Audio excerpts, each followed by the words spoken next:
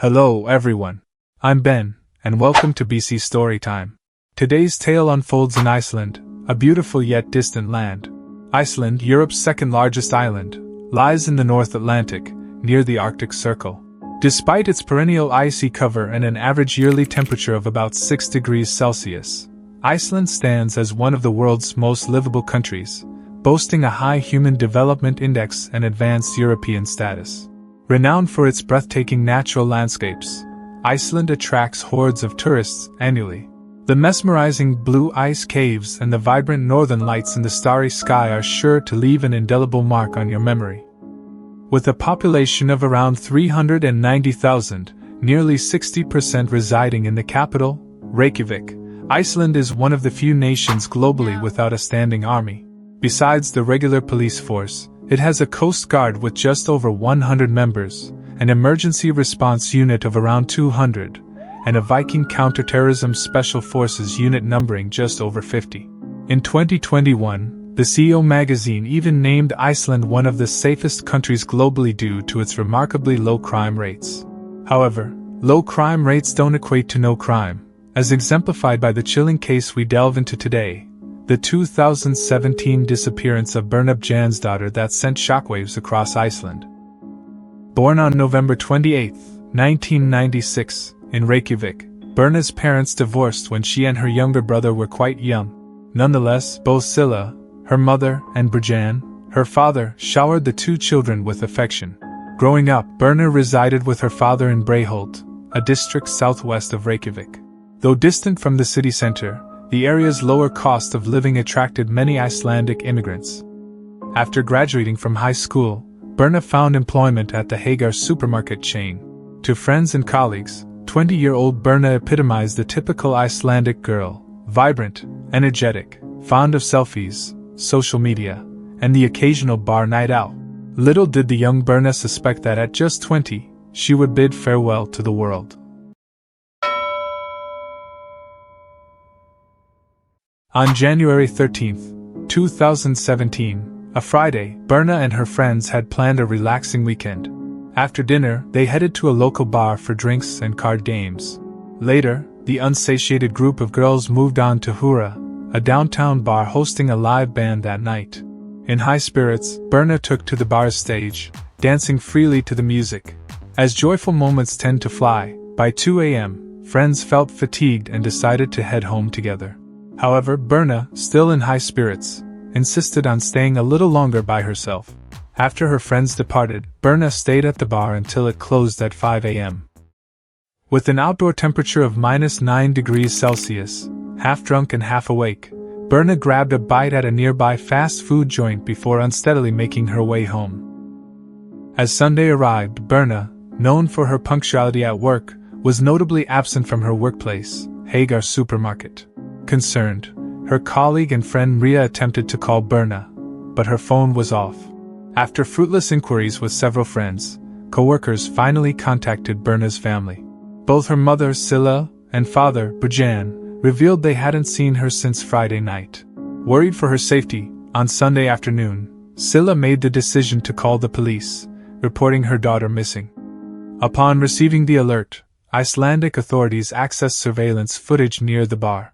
The footage showed a swaying Birna walking along Reykjavik, a bustling commercial street in the city center, around 5 a.m.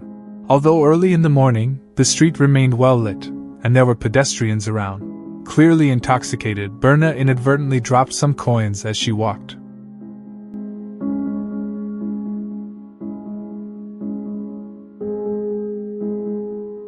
Braving the cold wind, she continued along the street until reaching Reykjavik 31. Where the surveillance lost track of her at 5:25 a.m. on Saturday. Examining Birna's phone signals, the police discovered it had been turned off around 5:50 a.m., with the last signal located near the Hafnarfjörður harbor. Apart from this, there were no breakthroughs. Simultaneously, news of Birna's disappearance spread throughout Iceland. The police released Birna's information, urging the public for leads and assistance. Described as a 20-year-old, 170 centimeters tall, young woman, Birna was last seen wearing black jeans, a gray wool sweater, and black Dr. Martens boots. With over 800 volunteers joining the search, pressure mounted on Sigríður Björk, the police chief. Consequently, she appointed Iceland's chief detective, Grímur Grimsson, to take charge of the investigation. With 30 years of experience in the Icelandic police force, Grímur was a legendary figure. His first task was to organize various leads. The last known location of Birna was Reykjavik 31 at 5:25 a.m. and her phone signal's last appearance was at the harbor at 5:50 a.m. The distance from Reykjavik 31 to the harbor was 17.5 kilometers, and given the time frame, walking was implausible. Since Birna had no vehicle, Grímur concluded she must have taken someone else's car. Through surveillance footage and continuous scrutiny of suspicious individuals and vehicles during the incident, Grímur noticed a red Kia sedan appearing on the footage within 30 seconds after 5:25 a.m. The footage revealed two individuals in the front seats, but the back was unclear, and the image quality prevented discerning the license plate. Searching Iceland's vehicle registration system, Grímur identified over 100 red Kia sedans. While sending teams to investigate these vehicles, he intensified the search around the harbor. Finally, 2 days after Birna's disappearance on January 16th, volunteers made a crucial discovery near the harbor in an industrial area seldom frequented by people. In a pile of dirt, they found a pair of black Dr. Martin boots. After confirmation by the authorities, the found boots indeed belonged to the missing Birna. Subsequently, Grímur accessed surveillance around the harbor, focusing on the suspicious red Kia sedan. True to the investigation, around 5:50 a.m. on the Saturday in question, the red car appeared near the harbor, coinciding with the time Birna's phone had been turned off. In the surveillance footage, the two men in the front seats engaged in conversation. Approximately 20 minutes later, at around 6:10 a.m., one of the men stumbled towards a fishing boat docked at the harbor. The vessel in question was the Polar Nanik, arriving from Greenland. The police speculated that the man was a crew member. Subsequently, the red car moved to a dimly lit area. Another man exited the driver's side, walked to the back seat, and remained inside for nearly 50 minutes. At precisely 7 a.m., the man returned to the driver's seat, leaving the harbor in the car. Around 11:30 a.m., the same man returned to the harbor, boarding the Polar Nanik. Despite having the license plate number from the harbor surveillance, the police refrained from an immediate arrest due to insufficient evidence. Although unreleased, the harbor surveillance reportedly clearly captured the car's license plate. The police traced the car to a local rental agency in the city. The car was rented by a man named Thomas Olsen, a 25-year-old fisherman from Greenland, whose working vessel was none other than the Polar Nanik, docked at the harbor. Background checks on Thomas revealed a previous charge of smuggling contraband during his time in Greenland. Moreover, in 2011, he was implicated in a sexual assault case. A woman reported that, while intoxicated at a party, she was sexually assaulted by Thomas. Thomas's DNA was found on a swab from the woman's vagina. However, his lawyer argued that the encounter was consensual, given they were both intoxicated, and therefore not criminal. As the investigation into Thomas continued, the police impounded the red car. Inspection revealed that the vehicle had covered nearly 300 kilometers within 24 hours and had been meticulously cleaned, emanating a strong chemical odor. Despite the thorough cleaning, traces of blood were successfully extracted from the steering wheel and rear seat, matching Birna's DNA. Another team of officers, reviewing footage from a parking lot, observed Thomas purchasing a significant amount of cleaning supplies around 10:30 a.m. and spending 40 minutes cleaning the car. These series of events strongly implicated Thomas in a major crime. Consequently, the police swiftly headed to the Polar Nanik at the harbor to apprehend Thomas. However, when the police arrived, the fishing vessel had already left the harbor and entered Greenlandic waters, leaving the Icelandic authorities deeply regretful. The suspect, Thomas, being a Greenlander, and the vessel falling under Greenland's jurisdiction, complicated matters. To arrest Thomas, Iceland needed Greenland's consent, a time-consuming diplomatic process. There was a simpler solution, convincing the ship to return to the harbor. The police covertly contacted the captain of Polar Nanik, Julian also, who, upon learning the situation, willingly agreed to assist the Icelandic authorities. Julian informed the crew that a mechanical issue required an immediate return to port for repairs. Simultaneously, he disabled the ship's onboard internet, preventing the crew from learning about news reports regarding the police investigation. With Julian's help, Polar Nanak returned to the harbor at 11 p.m. that night. As soon as the vessel docked, 6 heavily armed Viking Special Forces members boarded, taking Thomas into custody. Another crew member, Nikolai Olsen, who was the man in the front passenger seat of the red car, was also taken. Nikolai explained that on the Friday night of the incident, he took a taxi to England Bar in the city. There, he won the bar's roulette game, earning 8 free beers.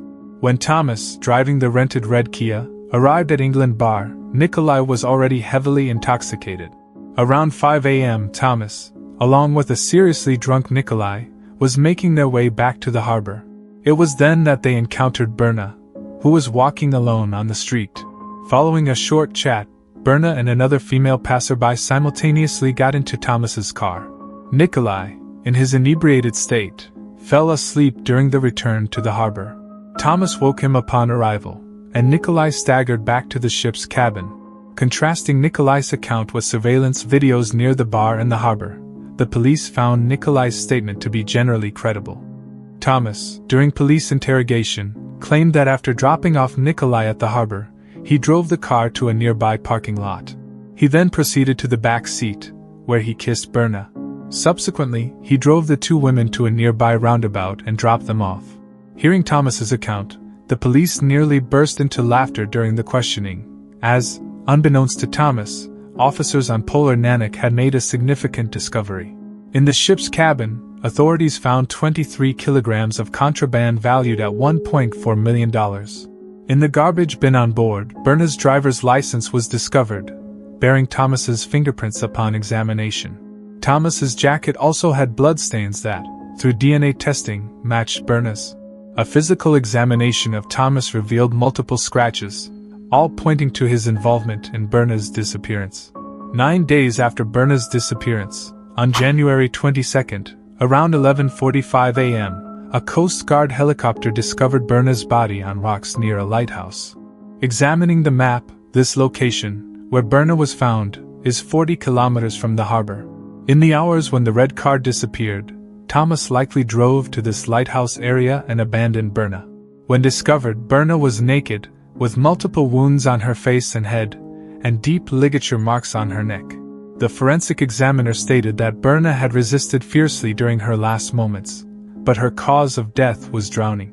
This implied that she was still breathing when left in the frigid seawater. Birna's case shocked Iceland, with over 8,000 people participating in memorials, and more than 2,000 attending her funeral, including the president and prime minister. As the nation mourned, attention shifted to the trial of the brutal perpetrator. On March 30, 2017, Thomas was formally charged. His trial was scheduled for August of the same year. Despite overwhelming evidence, Thomas only admitted to smuggling contraband and refused to plead guilty to Birna's case. During the trial, he altered his testimony, claiming that only Birna got into the car with him and Nikolai on the Saturday morning of the incident, denying the presence of other women. Thomas asserted that he urgently needed to urinate while driving, so he stopped the car to relieve himself. Meanwhile, Nikolai took the driver's seat and drove away without waiting for Thomas, returning later. By then, Birna was no longer in the car. Thomas's fabricated story was unconvincing. In November 2017, the jury unanimously found Thomas guilty of murder, and the judge sentenced him to 19 years in prison. It's important to note that in Iceland, where the death penalty was abolished in 1928, a sentence of 19 years is one of the longest in major cases, considering that life imprisonment is technically possible but rarely applied. In November 2018, Thomas appealed the verdict, but Iceland's High Court rejected it, ordering Thomas to pay $240,000 in legal fees. Despite this, he persisted, filing another appeal in February 2019, which was rejected too. In October of the same year, Thomas was extradited to Denmark, where he continues to serve his sentence. After Birna's case, Icelanders reflected on societal safety, realizing that traveling alone at night might not be a secure choice. This concludes our story.